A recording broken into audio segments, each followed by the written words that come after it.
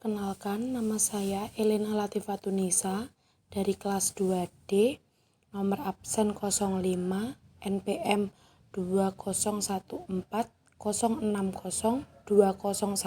Saya akan membahas materi tentang pengenalan, penggunaan, dan pemeliharaan alat dan bahan laboratorium.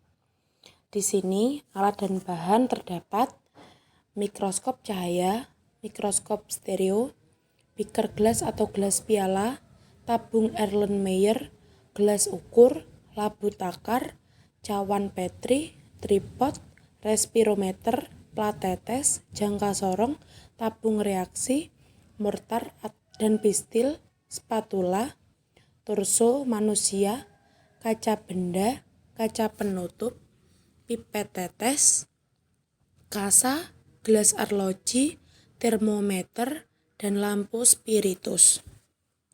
Ini gambar dan alat serta fungsi. Ada mikroskop cahaya yang berfungsi digunakan untuk melakukan pembesaran pada objek kecil untuk melihat detail terkecil bagiannya. Lalu ada mikroskop stereo, pelajari permukaan seperti segmen padat atau untuk melakukan pekerjaan seperti diseksasi, bedah mikro, dan lain-lain. Ada jangka sorong untuk mengukur skala terkecil, mengukur diameter dalam. Ada tabung reaksi untuk menyimpan bahan semi padat atau cair. Ada mortar pistil untuk menghaluskan zat yang masih bersifat padat atau kristal. Lalu ada spatula untuk mengambil zat padat atau semi padat atau untuk mengaduk larutan. Ada torso manusia, alat peraga untuk mempelajari anatomi dan morfologi manusia. Ada kaca benda untuk meletakkan zat yang akan diamati dengan menggunakan mikroskop. Kaca penutup untuk menjaga spesimen padat di tekan datar dan sampel cair. Ada pipet tetes untuk memudahkan cairan yang akan diteliti. Gelas arloji untuk menampung bahan padat yang digunakan untuk praktikum untuk menimbang beban zat padat. Termometer untuk mengukur suhu objek yang diukur. Lampu spiritus untuk membakar zat atau untuk memanaskan larutan. Ini ada gambaran serta fungsi-fungsinya. Morfologi dan perkembangbiakan tumbuhan. Di sini alat dan bahan. Alat ada mikroskop stereo, cutter, dan pinset. Bahan, berbagai macam tumbuhan dikotil dan monokotil yang lengkap bagian-bagiannya. Buah pepaya, ada jantan, betina, dan benci. Berbagai macam bunga seperti bunga sepatu. Biji monokotil ada jagung, padi, dan biji dikotil ada kacang hijau, kacang tanah, kedelai, tumbuhan, dan sistem perakarannya. Jagung termasuk akar serabut, padi akar serabut, kencur akar serabut, lengkuas akar tunggang, singkong akar tunggang, bayam akar tunggang, cabai akar tunggang, tomat akar tunggang, terong akar tunggang, pisang akar serabut, pepaya akar tunggang. Ini adalah gambaran struktur akar tunggang dan serabut serta keterangan-keterangannya, bagian-bagiannya. Penopang susunan batang dikotil dan monokotil. Saya akan menyebutkan nama tumbuhan beserta jenis pertulangan daunnya.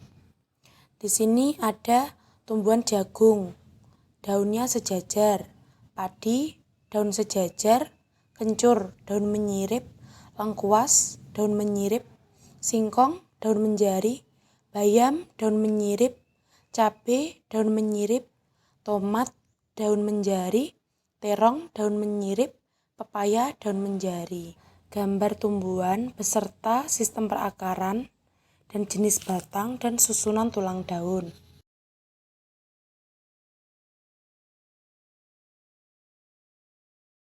Morfologi dan menggolongkan dan daur hidup hewan. Terdapat alat dan bahan. Alat, botol selai dan toples. Lalu bahan terdapat ikan, kadal, hamster, bekicot, cupang, katak, burung, cacing tanah, kupu-kupu, dan nyamuk. Di sini saya akan membagi hewan berdasarkan golongannya. Di sini ada hewan ikan, termasuk golongan vertebrata, kadal atau cicak, termasuk vertebrata, hamster atau marmut, termasuk vertebrata, bekicot, termasuk invertebrata, capung, termasuk vertebrata, katak, termasuk vertebrata, burung, termasuk vertebrata, cacing tanah, termasuk invertebrata, kupu-kupu, termasuk invertebrata, nyamuk, termasuk invertebrata. Jadi, kesimpulan dari penggolongan hewan tersebut adalah vertebrata adalah jenis hewan yang tidak memiliki tulang belakang atau tulang punggung, sistem pencernaan, dan sistem peredaran darah.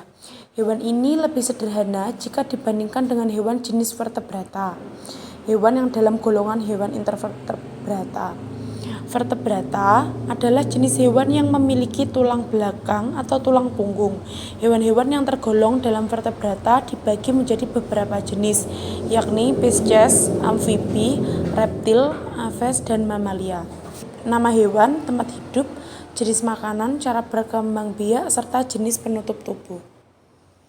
Di sini ada ikan, tempat hidup air, jenis makanan omnivora, cara berkembang biak ovipar, jenis penutup tubuh sisik. Katak, tempat hidup air dan darat, jenis makanan omnivora, cara berkembang biak ovipar, jenis penutup tubuh kulit. Kadal, tempat hidup darat, jenis makanan karnivora, cara berkembang biak ovovivipar, jenis penutup tubuh kulit yang berupa sisik. Bebek, hidup di darat, makanan termasuk omnivora, cara berkembang biak ovipar, penutup tubuh bulu. Hiu, tempat hidup air, jenis makanan karnivora, cara berkembang biak ovovivipar, penutup tubuh sisik yang keras.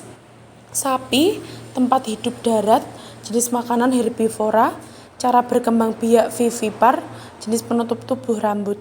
Kambing, tempat hidup darat, jenis makanan herbivora, cara berkembang biak vivipar, jenis penutup tubuh bulu.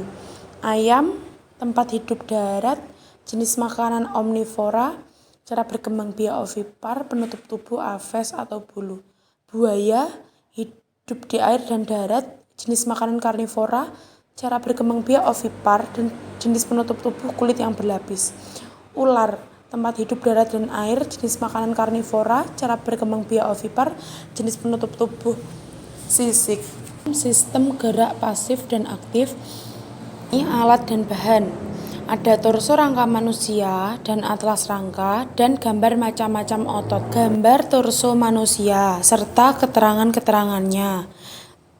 Nomor 1 itu terdapat tulang dahi. Nomor 2 ada tulang rahang bawah. Nomor 3 ada tulang selangka. Nomor 4 ada tulang belikat. Nomor 5 ada tulang dada. Nomor 6 ada tulang rusuk. Nomor 7 ada tulang lengan atas. Nomor 8 ada tulang belakang.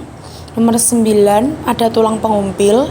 Nomor 10 ada tulang hasta.